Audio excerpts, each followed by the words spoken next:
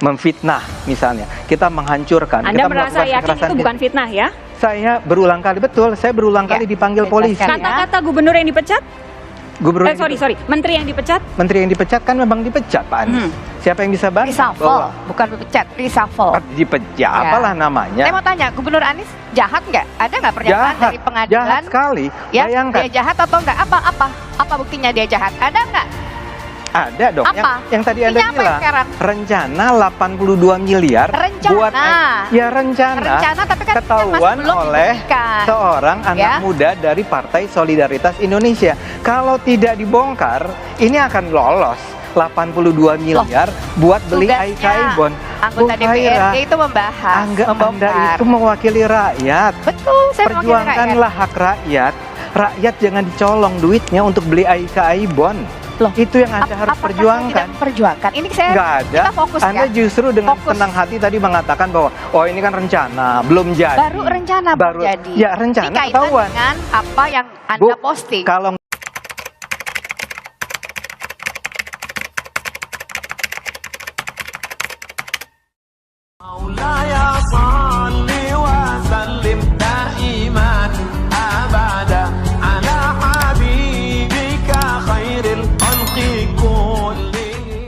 saya tidak merasa perlu untuk bersantun-santun dalam hal ini. Menurut Anda mengubah wajah itu oke saja? Pertama adalah saya bukan mengubah wajah. Bukan saya yang mengubah wajah.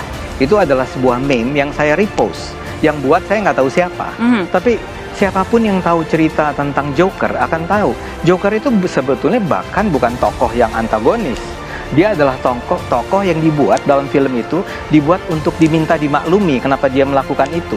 Jadi konteks itu pun harus dipahami. Tapi poin saya adalah, saya membuat meme, bukan membuat, saya merepost itu tidak sendirian.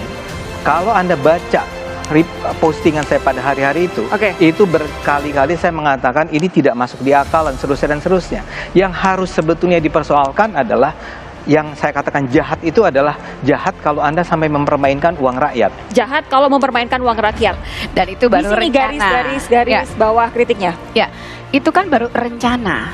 Ya kan, baru dibicarakan, belum berupa betul-betul hasil akhir. Tapi kita di sini kan bukan hadir untuk membahas itu, ya. Saya di sini hadir ingin memperingatkan Bang Ade. Bang Ade ini sudah terlalu sering, ya. Saya sering baca berita, saya bawa juga beberapa berkas yang pernah dia lakukan, dan bahkan sudah masuk perkaranya tapi selalu SP3. Bahkan di peradilan kan juga, pokoknya selalu lolos lah gitu. Dan saya pikir lolos ini karena sudah memang mungkin tidak ditemukan tapi artinya selalu melakukan sesuatu yang kontroversial dan menyinggung banyak orang dan menimbulkan kegaduhan. Dan ini sudah pernah dilakukan oleh seseorang dengan kasus yang sama dan masuk penjara. Oke, Anda dibilang menimbulkan kegaduhan loh. Ibu Fahira juga buat kegaduhan berulang kali. Nggak ada masalah, kan Anda bicara. Tahun lalu Anda bicara. Dalam demokrasi, kita harus terbiasa untuk berbicara apa adanya. Yang saya kritik tuh adalah misalnya gini. Saya mengkritik Rizik Sihab karena dia melarikan diri ke Arab Saudi. Itu yang membuat marah para pendukung Rizik Sihab. Membuat gaduh yang tentu saja buat gaduh. 212 itu 7 juta orang datang ke Jakarta. Itu apa bukan bikin buat gaduh? Ya, tapi dalam demokrasi, Ibu Fahira, saya bukan ingin menguyahi Anda ya. Dalam demokrasi, kegaduhan itu biasa. Yang tidak boleh adalah kita sampai memfitnah misalnya. Kita menghancurkan. Anda merasa yakin itu bukan fitnah ya? Saya berulang kali, betul, saya berulang kali dipanggil polisi. Kata-kata gubernur yang dipecat? Menteri yang dipecat? Menteri yang dipecat kan memang dipecat, Pak Anies. Siapa yang bisa bantu? Reshuffle, bukan dipecat, reshuffle. Dipecat, apalah namanya. Saya mau tanya, Gubernur Anies jahat nggak? Ada nggak pernyataan dari pengadilan? Jahat sekali. Ya, bayangkan. dia jahat atau enggak? Apa buktinya dia jahat? Ada nggak? Ada dong. Yang tadi Anda bilang, rencana 82 miliar buat rencana, tapi kan ketahuan oleh seorang anak muda dari Partai Solidaritas Indonesia. Kalau tidak dibongkar, ini akan lolos 82 miliar buat beli IKI bond. Anggota DPRD itu membahas, Anda itu mewakili rakyat. Betul, saya perjuangkanlah hak rakyat. Rakyat jangan dicolong duitnya untuk beli IKI bond. Itu yang Anda harus perjuangkan. Ini saya nggak ada. Kita fokus Anda justru dengan senang hati tadi mengatakan bahwa oh ini kan rencana, belum jadi. Baru rencana baru jadi. Ya rencana ketahuan. Dengan apa yang Anda posting. Kalau nggak ketahuan, jadi nggak rencana itu?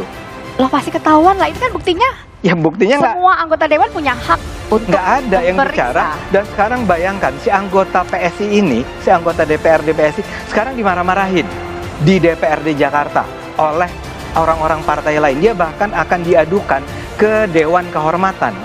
Jadi saya sih mencium ada sesuatu yang busuk di sini. Saya melihat bahwa kebocoran ini akan terjadi kalau saja tidak diketahui. Bu Fahira, saya sih menyarankan Anda lebih memusatkan perhatian pada penyelamatan uang rakyat. Ya, daripada Anda tidak perlu ngajarin saya. Enggak, ya? perlu dong. Saya melakukan. Anda tidak melakukan Kita kewajiban Anda. Kita fokus ke permasalahan Anda ini. tidak melakukan kewajiban Anda. Jadi gini ya Bang Ade, saya ini dalam hal ini saya mencatat ya bahwa yang beliau diduga melakukan pelanggaran ini kan ada di Undang-Undang ITE ya, pasal 32 ayat 1 junto pasal 48 ayat 1 dengan ancaman maksimum 8 tahun, denda maksimum 2 miliar. Apa sih isinya? Gitu kan? Kan ada beliau nanya kenapa saya melaporkan. Saya bilang di sini menyebutkan bahwa setiap orang itu dilarang dengan sengaja dan tanpa hak atau melawan hukum dengan cara apapun mengubah, menambah, mengurangi, melakukan transmisi, upload, merusak, menghilangkan, memindahkan, menyembunyikan suatu informasi elektronik atau dokumen elektronik milik orang lain. Nah, foto gubernur inilah yang ada di Facebook disebut dokumen elektronik. Jadi siapapun bisa melaporkan, tidak perlu Pak Aniesnya. Ya. Okay. Jadi kan nggak perlu Pak Anies, siapapun bisa. Pak Jokowi kan yang melaporkan orang lain juga. Ya kalau pasal itu yang dipakai, saya sih maaf ya, saya sih kayaknya lagi-lagi akan dibebaskan. Karena saya tidak mengubah, mengurangi. Anda yakin sekali. Kalau pasal itu yang dipakai, itu kan pasal yang mengatakan Anda jangan main-main sama dokumen orang lain ya. Kan saya tidak menambahkan, tidak mengurangi, tidak mengubah. Anda yakin repost itu tidak termasuk? Tidak lah, lihat aja kalimatnya. Tidak ada transmisi, dan itu nanti kita buktikan di pengadilan saja. Ya pengadilan. Nggak mungkin di sini toh.